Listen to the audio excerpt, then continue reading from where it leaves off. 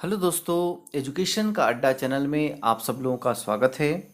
और आइए आज हम पढ़ने जा रहे हैं कक्षा 5वीं के हिंदी विषय से पाठ 7 क्यों क्यों छोरी। इसकी लेखिका हैं महाश्वेता देवी जी और इन्होंने ये कहानी लिखी है एक लड़की के बारे में। वैसे तो जो बच्चे होते हैं वो प्रश्नों के भंडार होते हैं। जब छोटे बच्चे होते हैं तो वो प्रत्येक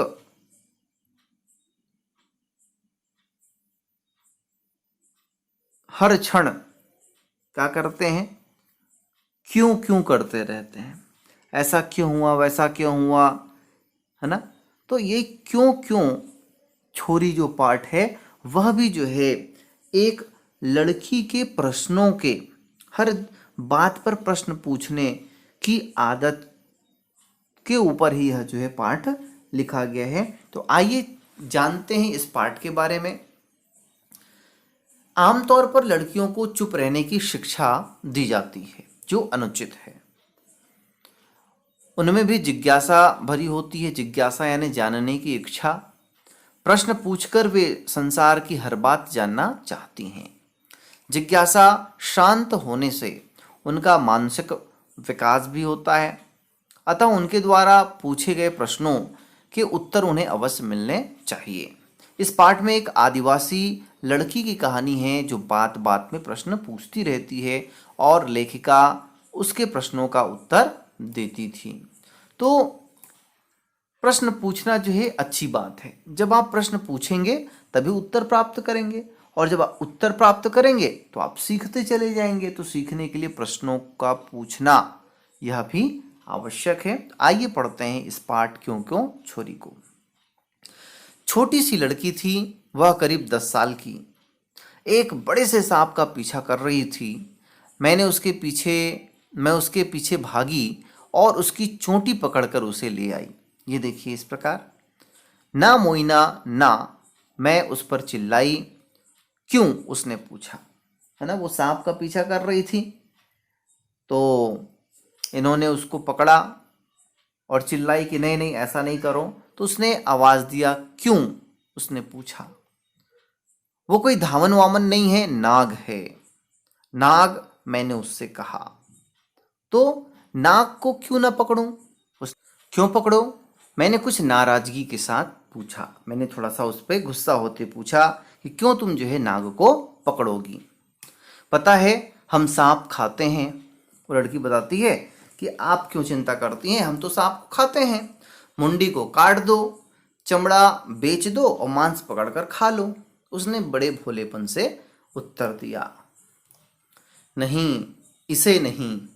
मैंने उसे समझाते हुए कहा, तुम्हें ऐसा नहीं करना चाहिए, नहीं करना है। हाँ हाँ करूंगी, उसने हठपूर्वक कहा। लेखिका के समझाने के बाद भी उसने कहा कि नहीं नहीं मैं तो ऐसा ही करूंगी। पर ऐसा क्यों करोगी? मैं उसे शबर सेवा समिति के दफ्तर तक ले आई। उसकी माँ खीरी वहाँ एक टोकरी बुन रही थी, टोकरी बना रही थी। वो शबर जाति के थे। चलो थोड़ा आराम कर लो, मैंने कहा। तो उसने फिर से पूछा क्यों। उसने फिर कहा क्यों नहीं, थकी नहीं हो क्या, मैंने पूछा कि तुम थकी नहीं हो क्या। तो मोइना ने नकारते हुए, सिर हिलाते हुए कहा, बाबू की बकरियां कौन घर लाएगा, और लकड़ी लाना, पानी लाना, चिड़िया पकड़ने का फंदा लगाना सब कौन करेगा। यदि मैं आराम करने बैठ जाऊंगी तो ये सब काम को कौन करेगा। उनके इन प्रश्नों को सुनकर मैं कुछ सोचने लगी। खीरी ने उससे कहा, बाबू ने जो चावल भेजा है उसके लिए उन्हें धन्यवाद देना न भूलना। तो वह कहती है क्यों क्यों दूं उसे धन्यवाद। उसकी गौशाला धोती हूँ, हजारों काम करती हूँ, उसके लिए कभी धन्यवाद देते हैं मुझे, कभी धन्यवाद देता है मुझे। मैं क्यों उसे धन्यवाद दूं। मोइना अपने काम पर भाग गई। खीरी सिर हिलाते रह गई। फिर उससे बोली, ऐसी लड़की नहीं देखी कभी, बस क्यों क्यों की रट लगाए रहती है। गांव के पोस्ट मास्टर ने तो उसका नाम ही क्यों क्यों छोरी रख दिया है। उसकी माँ कहती है कि अरे मैं क्या समझाऊं इसको, ये तो हमेशा क्यों क्यों पूछते रहती है और अपने मन से काम करती है, ऐसा कहती है। मोइना मुझे तो अच्छी लगती है, मैंने खीरी से कहा। लेखिका ने बताया कि मोइना मुझको बहुत प्यारी लगती है, इतनी जिद्दी है कि एक बात पकड़ ले तो उससे हटती नहीं है, खीरी ने कहा। मोइना आदिवासी लड़की थी, शबर जाति की थी। शबर लोग गरीब और भूमिहीन थे। भूमिहीन यानी जिसके पास स्वयं का भूमि नहीं था। पर शबर कभी शिकायत करते सुनाई नहीं देते थे। भले उनके पास भूमि नहीं होते थे, गरीब होते थे, लेकिन वो शिकायत कभी भी नहीं करते थे। सिर्फ मोहिना मोइना ही थी जो सवाल पर सवाल करती जाती।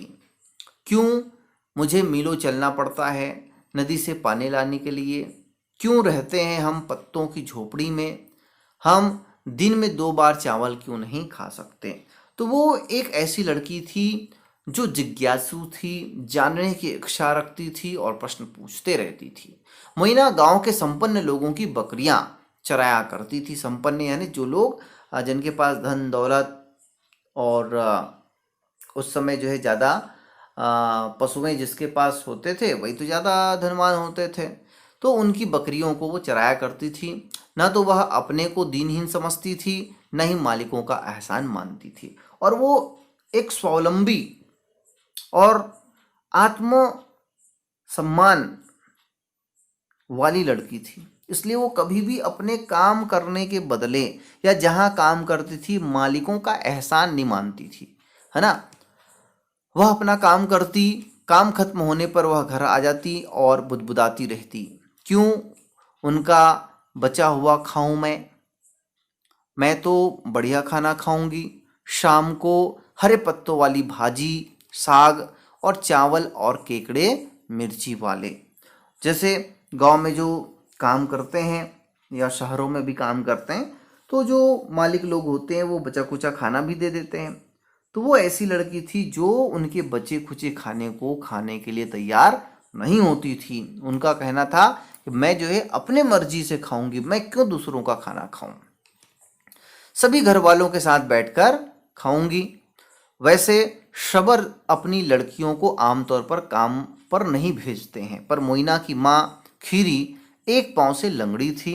वह ज़्यादा चल फिर नहीं सकती थी। उसके पिता काम की तलाश में दूर जमशेदपुर गए थे और उसका भाई गोरो जलाऊ लकड़ी लेने जंगल जाता था।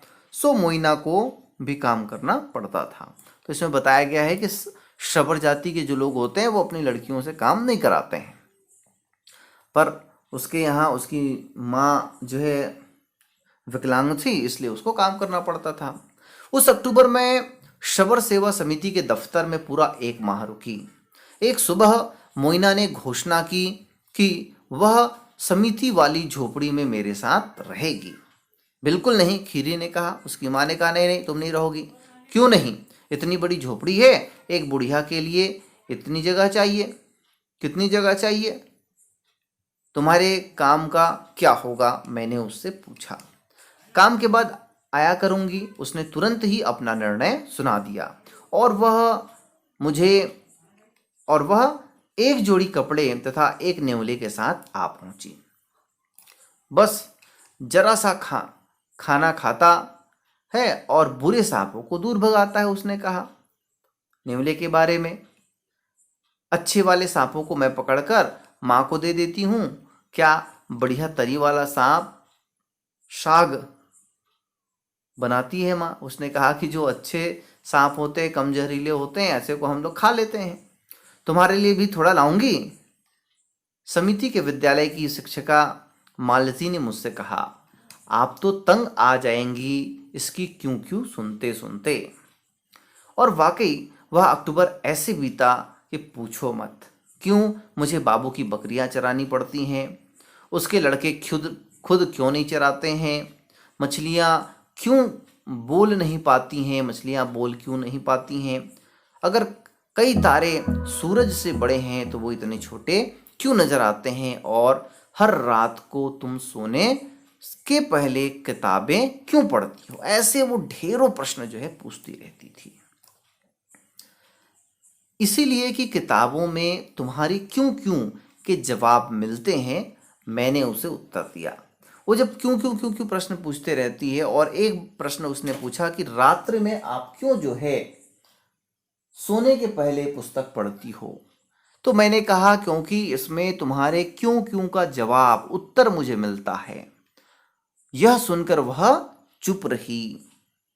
उसने कमरा ठीक ठाक किया, फूलों वाले पौधों को पानी दिया, नेवले को मछली दी। फिर उसने कहा, मैं पढ़ना सीखूंगी और अपने सारे सवालों के जवाब खुद ढूंढ निकालूंगी। देखिए उस लड़की को जब पता चला कि इन पुस्तकों में मेरे क्यों क्यों का, मेरे प्रश्नों का जवाब है, तो वह जो है कहती है कि हाँ, मैं भी जो है पुस्तक पढ़ूंगी और मैं अपने पूरे प्रश्नों का जवाब खुद ढूंढ लूंगी, खोज लूंगी। जो जो वह मुझसे सीखती, वह बकरियां चराते समय दूसरे बच्चों को बताती।